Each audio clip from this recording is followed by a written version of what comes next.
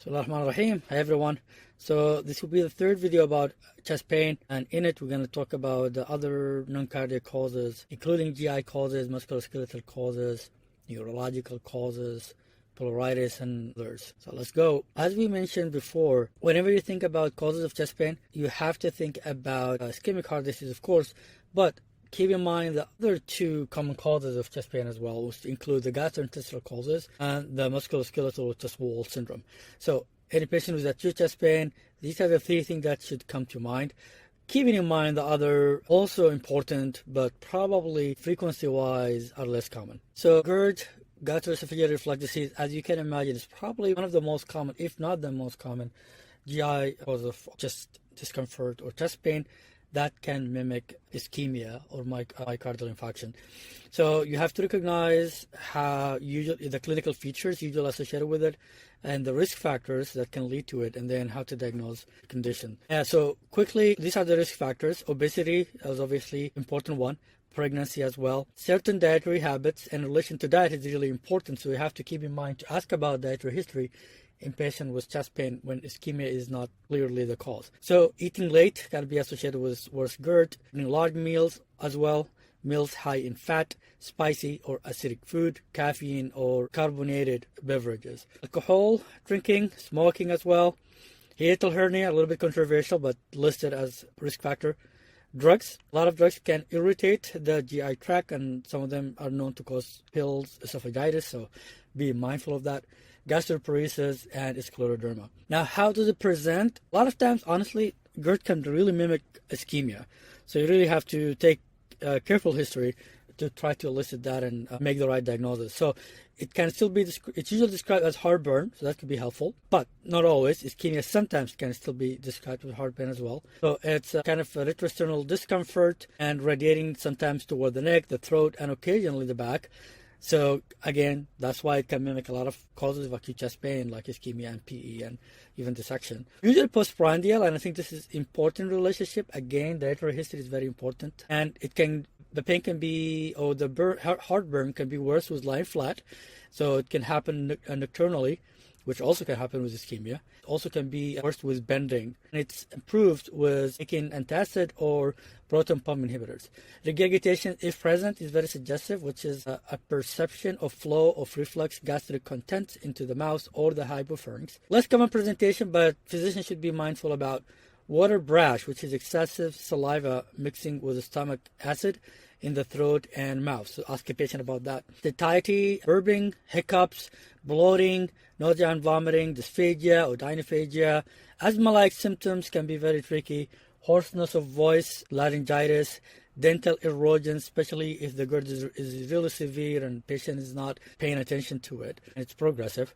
And in older patients, it can be a little bit tricky because patient can be relatively asymptomatic or having like mild symptoms and can present with complications actually, like Barrett esophagus, presenting a little bit late. How to make the diagnosis? It's a clinical diagnosis, so you have really take good history and do accurate physical exam, as always. And you can do a trial of PPI if the patient has risk factors and classic history and less suspicion for ischemia. But you have to make sure there's no red flags, including, for example, weight loss, and iron deficiency, anemia, blood in the stool, black stool, all these things. And then, of course, sometimes when the diagnosis is not very clear, referral to gastroenterologist might be appropriate, where they can do ambulatory pH monitoring or even esophageal manometry in some cases. Okay, another important cause is esophageal spasms. So what are the risk factors? It actually can coexist with GERD in about 30 to 60% of patients, which is really important to know. So both of them can coexist together. Patients with achalasia are also more likely to have this disease, esophageal spasms. Eosinophilic esophagitis, an increasingly recognized condition nowadays. Patients with diabetes and other causes of autonomic neuropathy can also have this, as well as patients with other neurological disease like Parkinson, multiple sclerosis. Patient with anxiety, patient with depression. Dietary history is important. Some dietary irritants that can induce this condition include hot drink, cold drinks, beverages, alcohol, caffeine, spicy food, large meals. Patients with scleroderma also are at risk for this disease. Patient can present with retrosternal chest pain, might radiate to the back, neck, or jaw, and be described as squeezing or pressure-like. And all these features can actually really make it challenging to differentiate between it and angina, but It's non-exertional, so this is important to note. And unfortunately, as you know, unstable angina, for example, can also happen at rest. Worse, this pain or pressure is worse during swallowing. Unlike cardiac pain, this could be a helpful differentiating feature, and decrease with antacids and PPIs. It can last for seconds, can be very short, but can last also longer for hours. Angina can last less than 15 minutes, especially at the beginning of the disease. Dysphagia could be a helpful feature if present. Could be intermittent, could be progressive, could be solids, could be to liquids. It could be described as like stick sensation without actual obstruction. So be careful when you're taking history. Regurgitation, acidic, undigested food, or bloodless saliva occurs minutes after eating, which could also be very helpful to differentiate it from GERD. Because in GERD, usually the discomfort happens a little bit later after eating. If the symptoms happen right away or immediately, that goes more with esophageal spasms. Globus sensation, a feeling of a lump in the throat, can also happen. Aphasia if present, not very common, but can happen. Most typical of esophagitis or infection. Extra esophageal manifestations, it's recognized, but you have to be aware of these conditions. So sometimes rarely they can present with chronic cough, just like in GERD, and this is usually due to vagal nerve irritation, hoarseness of voice as well, just like in GERD, due to recurrent laryngeal nerve involvement as well. Autonomic symptoms also can happen, sweating, nausea, dizziness, due to pain or vagal response, all can occur as well. It's a clinical diagnosis.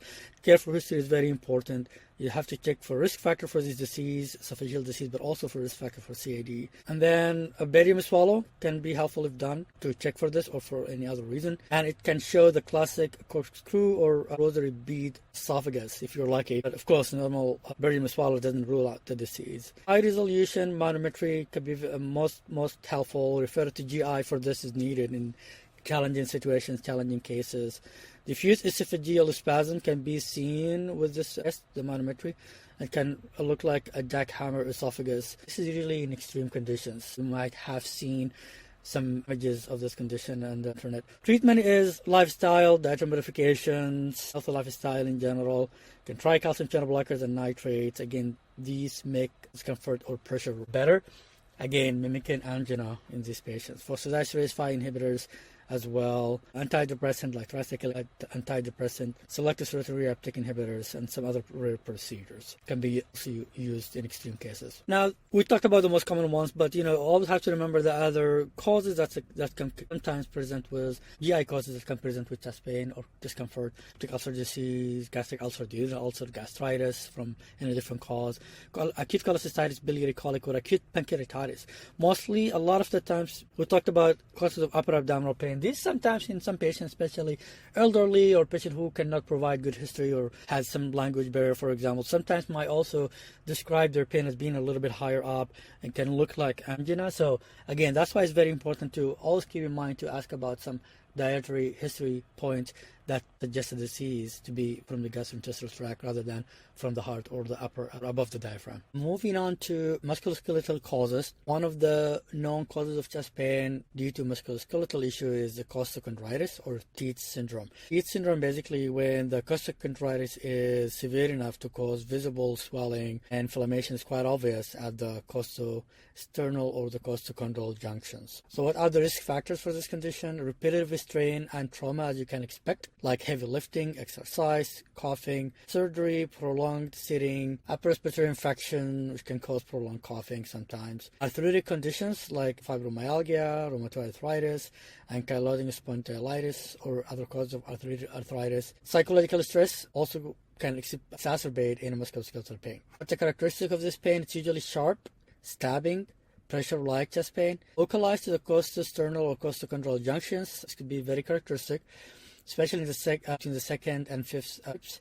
May radiate to the back and abdomen or arm though. Also another characteristic feature is that it increases with movement, also increase with breathing and coughing, just like pleuritic chest pain, but also improved by palpation. Usually there is no systemic symptoms, probably because it's localized inflammation, so there's no fever, no weight loss, and that might just other issues like malignancy or other infections.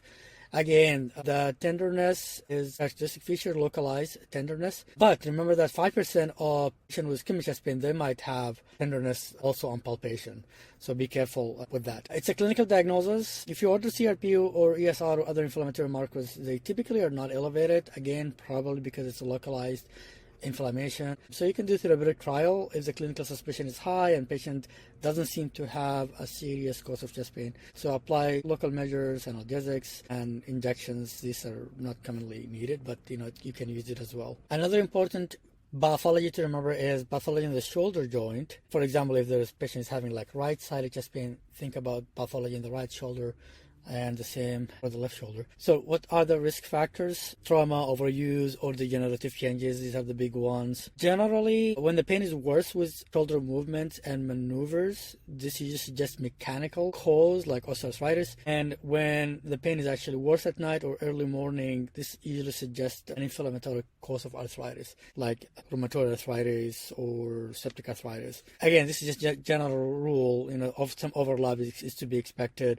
The same during physical examination, when there's like intra-articular cause of the pain, like degenerative joint problem. The pain is usually worse with both active and passive movement. And the cause is in the extra-articular components like the capsules or tendons. You expect that when you relax these structures and move the joint, that's to say, when you move the joint with passive movement, because you're relaxing these structures, the pain is usually not as severe. But when the patient is actively moving their joint, you expect reproducibility. So again, that's just like a general rule in physical exam, but it's not like 100% correct in every single case. So it's a clinical diagnosis. It really needs good history and good physical exam. If not sure, you can order ultrasound, and in some cases, if you need more details, MRI is the test of choice usually. Now, another important, although less common, kind of rare cause of MSK or musculoskeletal chest pain, usually under-recognized and might be easily overlooked, so that's why I brought it in, is the sliving rib syndrome or the rib tip syndrome. So basically what happens is that there is hypermobility or subluxation of the false ribs, the 8th to the 10th rib. The ribs that has the cartilaginous part do not connect directly to the sternum at their costocartilage attachment. So this hypermobility or subluxation will lead to irritation of the intercostal nerves and the surrounding tissues. And this inflammation is the reason for the pain. So what are the risk factors? Who are the people who get this disease or syndrome? Usually associated with trauma or the surgeries. Repetitive movements like certain sports like swimming or weightlifting. Patient with hypermobility diseases like Ehlers-Danlos syndrome or joint laxity disease. Rapid weight loss sometimes can cause it as well, because this reduces the protective fat around the ribs and make the ribs more liable for inflammation and friction and abnormal movement. Also, poor core stability, like patients with weak abdominal surgeries also can have the same problem. The classic description of the pain is that the pain is sharp, stabbing, and associated with a clicking or popping sensation in the lower chest and upper abdomen. And this is usually unilateral. This can be very characteristic if the patient can really describe this, especially the popping sensation. It's worse by movement, just like most of the musculoskeletal pains, twisting, bending, deep breathing, coughing or sneezing, mimicking pleuritic chest pain. Decreased by lying still or applying manual pressure in the area. And it's all the tenderness and pain is usually reproducible. This is also important in physical exam. So you can do the hooking maneuvers. Basically, the examiner hooks their fingers under the costal margin and pulls anteriorly. That can reproduce the pain and the clicking sensation. And this could be diagnostic if you're able to do it, if you're familiar with it. Coronet test. This is a well-known test to kind of try to differentiate between the causes of abdominal pain, whether they are in the intra-abdominal, inside the cavity, or in the abdominal wall. So as you can imagine, if the pain is in the abdominal wall, it increases with abdominal muscle contractions. And diagnosis is mostly clinical. It really needs a high clinical suspicion. Most of the time, these tests will be done to kind of rule out other more important causes of chest pain, like chest x-ray or even CT scan and MRI. Dynamic ultrasound is kind of emerging as one of the most useful diagnostic tests. If you're familiar with it or if you are in the sport medicine field, I think it's really cool to have that tool at the bedside. I asked AI just for fun to kind of give me a vignette of the classic description of a patient with this syndrome, and this is what I got. So I'll just leave it for you to kind of read it and go over it, just to kind of help you remember what are the typical presentation of patient with this under-recognized syndrome. Also, rare and less recognized cause is xiphodynia or xiphodalgia or hypersensitive xiphoid syndrome, or just simply xiphoid syndrome. So this is basically, the underlying cause is not really well known. Some theories suggest that it's because of the prominence of the xiphoid process or like the angulation, but this has been really proven. But basically the most important thing about this is that the source of the pain is really the xiphoid process. The risk factors, just like many musculoskeletal disorders, trauma, surgery, repetitive strain, like heavy lifting. That's why history is important to try to tease out any trigger, maneuver, or activity. Obesity is a risk factor, degenerative changes, and psychological stress as, again, most of the musculoskeletal pains. Pain is usually sharp, burning, or pressure-like, and it's localized as the xiphoid process. This is probably the most important aspect of it. May radiate to the epigastrium or chest pain, so it can actually present with chronic repetitive lower chest pain or upper abdominal pain. It increases with palpation of the xiphoid, bending, twisting, deep breathing, or eating large meals, and can decrease with rest. And again, it's clinical diagnosis, mostly diagnosed with seclusion, and imaging is rarely needed to kind of make the specific diagnosis, but they are usually done to exclude other important causes. Again, and just for fun, I ask AI, the same AI, to kind of also describe another typical textbook description of a patient with this syndrome, and this is what I got. So I just leave you with it to read it and just to help you recognize probably the most common pattern for this syndrome. All right, let's move to another category, cervical angina. Basically, chest pain, which is due to cervical disc disease or cervical radiculopathy. So who are at risk of this? People with degenerative disc disease or cervical spondylosis or cervical osteoarthritis. Usually occurs in the middle age, between the age of 40 or 50. Acute disc herniation usually happens in the lower cervical spines, most commonly between C5 and C6 or C6 and C7. After trauma or whiplash injury in car accident, repetitive strain due to, for example, to overhead activities, heavy lifting. Patient with neuropathies, more commonly due to diabetic neuropathy, and also smoking increases or accelerates the disc degenerative disease. How do patients describe the discomfort or pain? If you can elicit that in history, that would be helpful. So usually it's sharp, burning. Characteristically, it's like electric or shock-like pain. So if you can elicit that in history, that would be very helpful. Patient might have some tingling, some numbness. That could be helpful too. Dermatomal distribution also can be characteristic if you can elicit that in history. The discomfort or pain can radiate to the scapula, lateral chest, and arm. It can be in the right side, left side, depending on the pathology. I think that's helpful to note on exam is that the pain increases with neck or arm movement, like when they're like ironing, or when you do the Spurling test. Basically, if the patient has like what looks like a right-sided chest pain, and you're thinking about cervical angina, you can ask the patient to laterally move their head to the right side, and then a little bit to the back, and then do like an axial compression, and that can elicit this electric or shock-like pain. This could be very characteristic. This is called a Spurling test. Also, coughing and sneezing can increase the pain, and it usually decreases with rest. Like, for example, if the patient is like having their hand in their pocket, resting their arms. This could be characteristic too.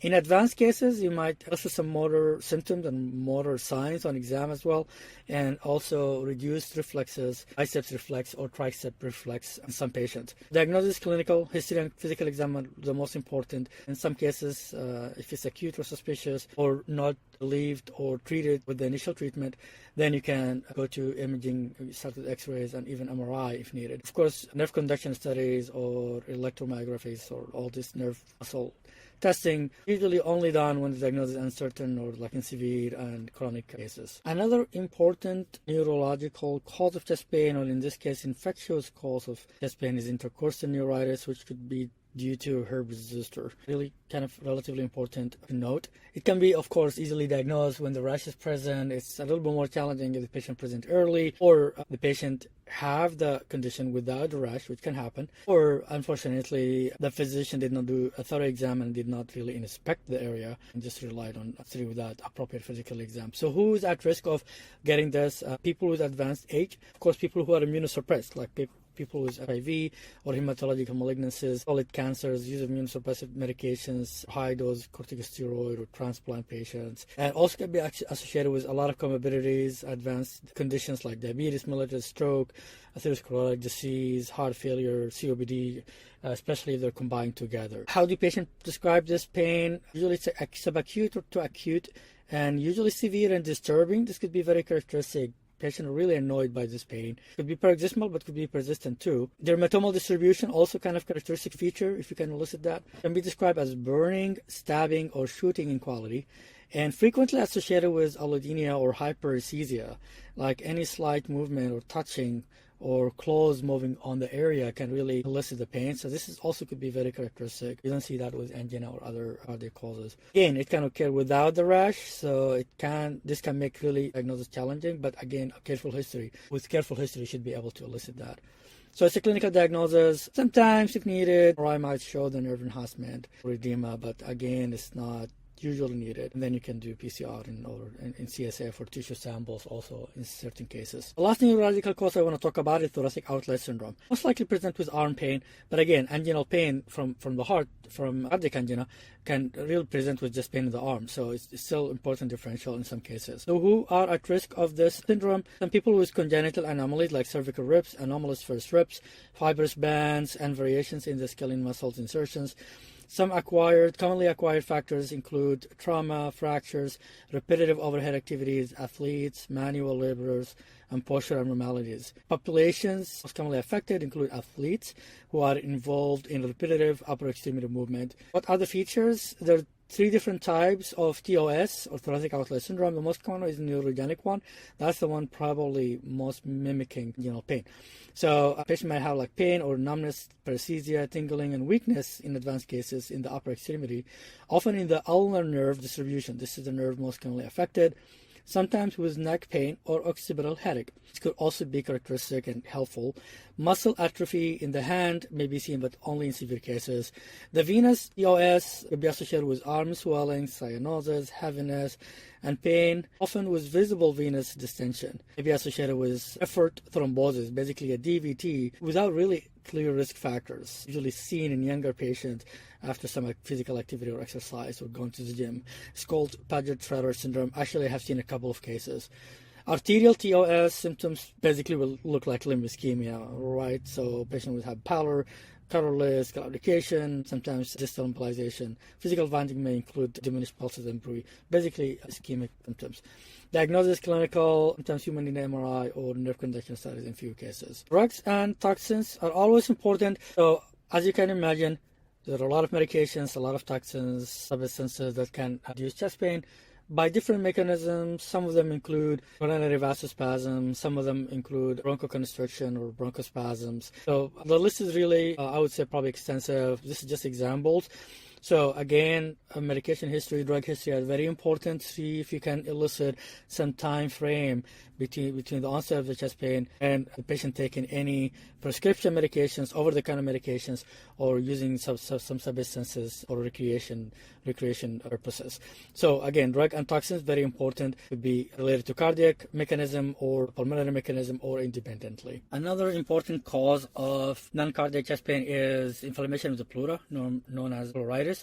And as you can imagine, there's really a lot of causes of pleuritis. Probably pneumonia, most likely viral pneumonia is the most common cause, but also any inflammation of the parenchyma, including pneumonitis, and then any underlying traumatic, inflammatory, hematologic, metabolic, radiation, malignant, vascular, non-specific inflammation. All these causes can cause pleuritis, which usually is associated with the characteristic pleuritic chest pain, which is worse with coughing or taking a deep breath, and usually localized and very characteristic. And as we're going to talk in the discussion about acute coronary syndrome, the quality of the chest pain being pleuritic really decreases the likelihood of it being cardiac in origin. So again, the differential diagnosis is wide, so you have to really rely on good history and physical examination and some testing. Another relatively common, actually, cause of acute sharp chest pain, especially in young adults, is precordial catch syndrome. I don't know if you have it, honestly.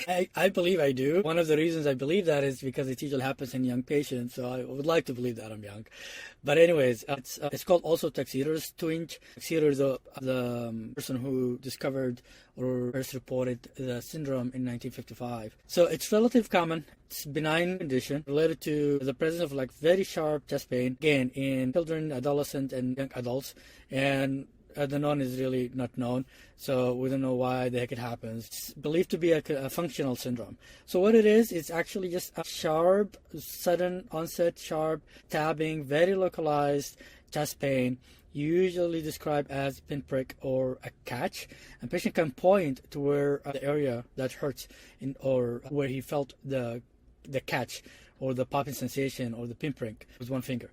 Typically felt in the left side of the chest, where the heart is, right? So that's might be concerning for some patients if they don't know what it is. And on the left side, below the nipple, but also can occur in the right side as well. Almost always triggered by taking a deep breath, usually related to inspiration, and it can actually get worse when you try to take a little bit more deep short breaths after you felt it. The very characteristic thing about it, to being really sharp and localized, it actually lasts very shortly, like just few seconds, maximally maybe like a couple of minutes.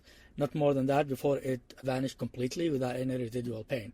So that's very characteristic and that's very important to note. Again, the popping or catching sensation, patients often feel a need to take a very small shallow breath. The resolution of the pain is sometimes associated with a faint or like a pop or a release sensation, after which they can take a deep breath again without any pain. So again, it's very related to inspiratory cycles. Other associated symptoms during the chest pain, patient otherwise feels very okay. Other concerning symptoms, and it can happen at rest. It can happen all of a sudden out of the blue. And rest of the physical exam is normal, again, because it lasts really very sharp. Maybe if the patient try to feel that pain, they might feel it, but again, it just vanishes really quickly.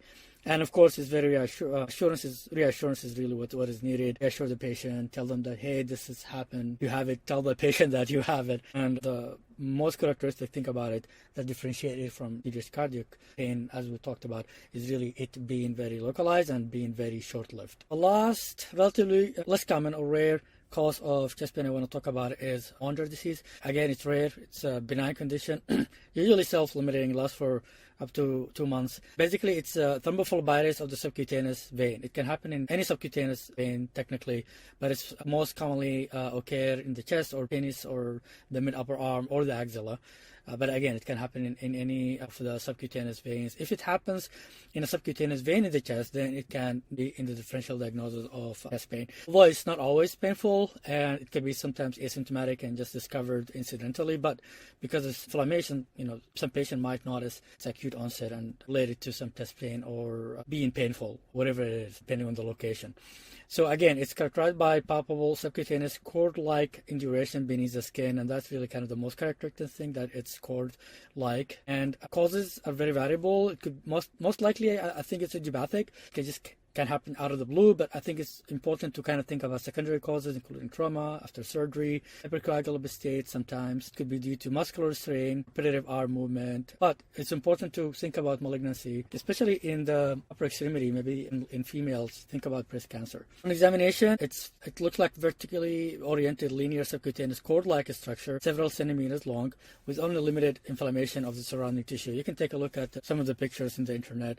Very characteristic once you see it. Diagnosis is clinical. You can do ultrasound or even CT scan if you're not really sure, if you want to investigate the underlying cause. Management is mostly conservative after trying to figure out a secondary cause. So NSAIDs, compressing. Use of low molecular weight heparin for 4 weeks has been reported, but it's not part of routine therapy. Obviously, if the patient has underlying hypercoagulable state, then it would be indicated. If symptoms persist, then consider surgery and excision of the vein. Now, of course, after you look into all the possible organic causes, then psychological causes is still in the differential. But remember, this is diagnosis of exclusion. The chest pain associated with psychological causes is very variable. I think that's very characteristic, the variability.